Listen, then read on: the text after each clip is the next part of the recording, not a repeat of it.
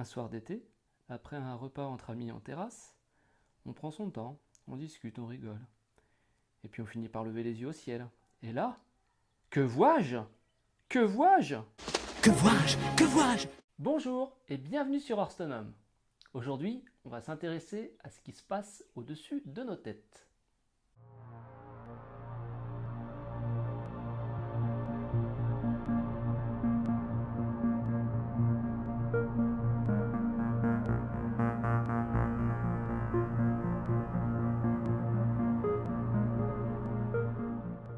À part les étoiles et autres objets cosmiques, il passe au-dessus de nos têtes, de jour comme de nuit, une quantité d'objets d'origine humaine ou naturelle. Allons-y pour un petit recensement. Eh bien oui, on commence par de l'évident, mais il faut savoir que de nuit, il n'est pas rare que certains pilotes oublient d'éteindre leur feu de décollage, et lorsque l'on voit arriver ces avions avec ces feux allumés, de face, eh bien ça peut donner l'impression d'une étoile qui grossit petit à petit jusqu'à finir par passer au-dessus de nous. Des applications smartphone permettent de savoir si des avions commerciaux ou même militaires parfois passent à l'instant T au-dessus de nos têtes. Je vous ai mis quelques exemples en description. Il en existe de plusieurs sortes, de plusieurs catégories.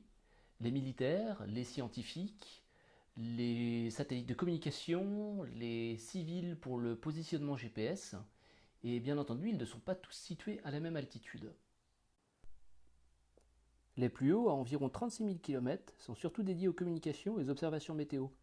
Ils survolent une zone fixe car ils sont sur l'orbite géostationnaire et leur vitesse de rotation angulaire est la même qu'à la surface de la Terre. Ils sont donc difficilement visibles à l'œil nu car très éloignés et ils nous semblent du coup immobiles. Entre 2000 km et 20 000 km, on parle d'orbite basse. On va y trouver des satellites pour le GPS et pour l'Internet par satellite par exemple. Et à moins de 2000 km d'altitude, c'est l'orbite basse. Les satellites qui s'y trouvent font plusieurs fois le tour de la Terre en une seule journée, et il est donc possible de voir passer 2 fois le même satellite au cours d'une nuit. Alors comment les voit-on les satellites?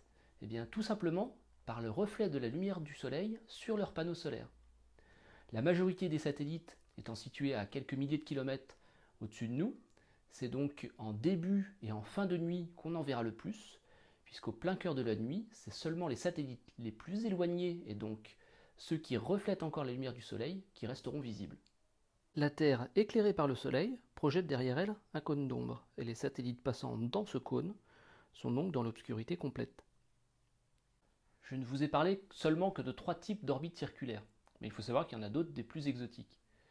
Si ça vous intéresse, je vous mets en description un lien vers une vidéo de C'est pas sorcier qui explique très bien ça.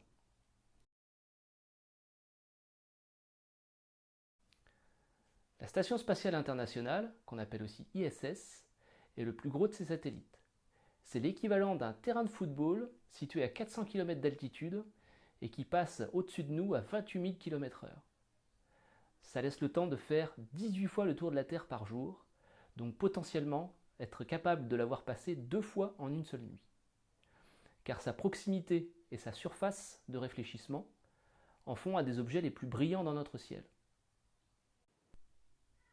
Des applications comme ISS Detector sur Android ou ISS Spotter sur iPhone permettent de connaître facilement ces horaires de passage au-dessus de chez vous, mais aussi ceux de certains autres satellites. Un petit jeu intéressant à faire est de combiner une de ces applications à la diffusion en direct de la Terre depuis le site de la NASA pour regarder l'ISS passer au-dessus de chez vous et regarder le live de la Terre. Plus de 6000 satellites ont été mis en orbite depuis le début de l'ère spatiale. Tous ne sont bien sûr pas en activité, mais les nombreux satellites à la retraite restent encore dans notre ciel sur des orbites parking.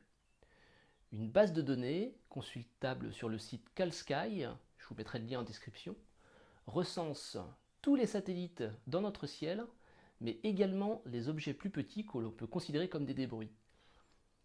Ça va de l'ISS en elle-même jusqu'à des objets plus originaux comme une trousse à outils perdue par une astronaute sur la Station spatiale internationale en novembre 2008. Principalement utilisés dans le domaine météorologique, ils permettent de mesurer à moindre frais des zones très locales de l'atmosphère. c'est plus pratique et bien moins cher qu'un satellite ou qu'une fusée sonde. Alors des ballons sondes, il en existe de toutes les tailles et de toutes les formes, mais si vous habitez près d'une station météorologique qui en utilise pour ses relevés, vous pourriez avoir la chance d'en observer au crépuscule ou à l'aube.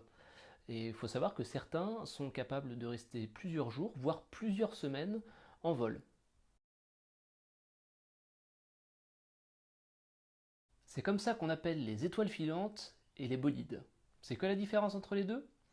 Eh bien, c'est une question de taille. Une étoile filante, c'est un grain de matière d'une taille d'1 millimètre maximum qui va se désintégrer très rapidement en pénétrant dans l'atmosphère. Un bolide, c'est plus gros, donc ça met plus de temps à se désintégrer, et parfois ça ne se désintègre pas complètement, et ce qui reste et tombe sur Terre ou en mer, c'est la météorite. La trace lumineuse qu'on va pouvoir observer dans le ciel est due à la compression de l'air devant ces corps lors de leur entrée dans l'atmosphère, et l'air qui est un gaz va tellement chauffer qu'il va se ioniser et produire de la lumière. Savez-vous que vous pouvez reproduire chez vous le principe de production de lumière par ionisation d'un gaz?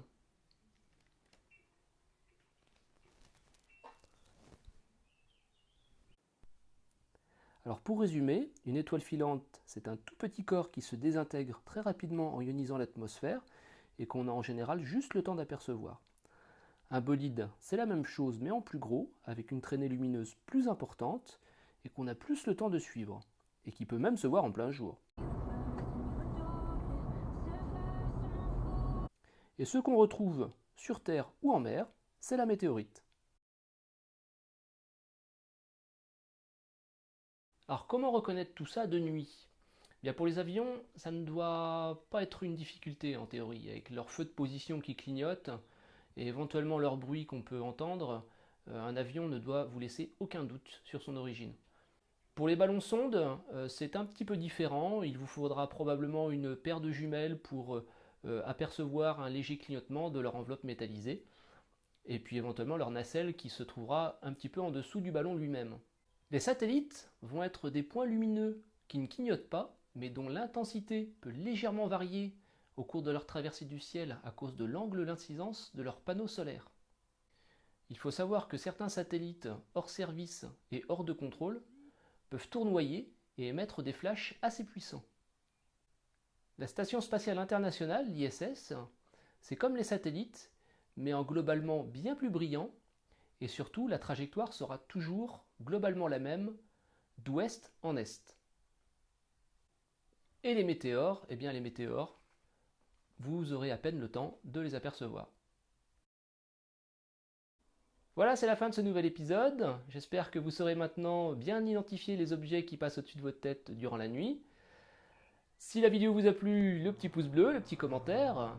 N'hésitez pas à vous abonner à la chaîne si vous souhaitez ne pas rater les prochains épisodes. Et s'il vous plaît également, partagez la vidéo pour que la chaîne se fasse connaître. Il ne me reste plus qu'à vous souhaiter un bon ciel pour de belles observations. Et je vous dis à la prochaine!